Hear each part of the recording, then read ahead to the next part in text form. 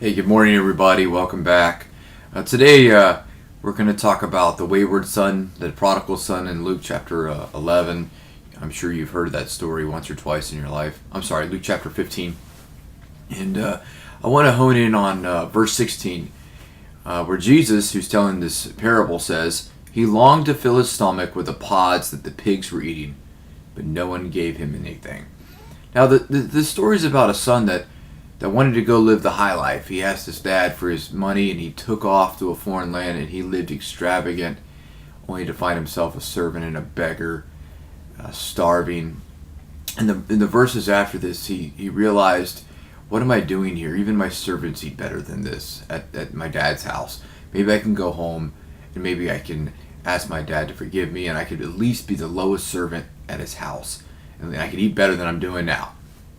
And so I want to ask you a question. Have you ever felt like you longed for something that was insufficient? In other words, you settled, or you are settling for something that's inferior, insignificant compared to the grace of God? We could look back about all the times we've wasted all the energies and dreams, all of our past motivations and defeats, and we could just spend our whole life saying, "Woulda, shoulda, coulda. I wish I didn't do that." But then we must look forward and say, but God's grace is sufficient.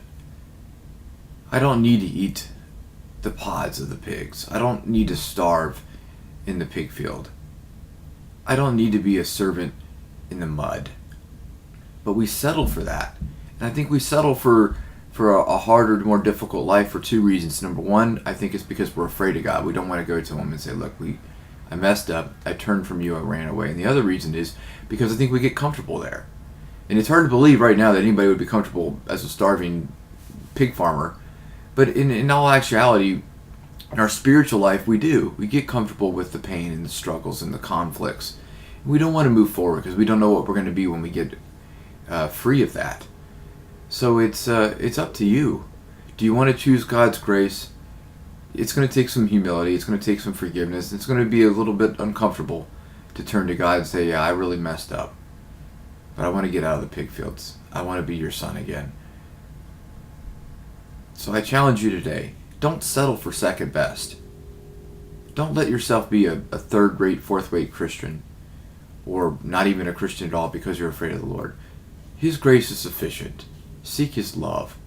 Let His love cover you, fill you, feed you. Let His grace clean you. And that way you don't live the life of a confused pig farmer. Well, I hope you have a wonderful day. I'll be praying for you. God bless you. Thank you for your support. And guess what? I'll be here tomorrow.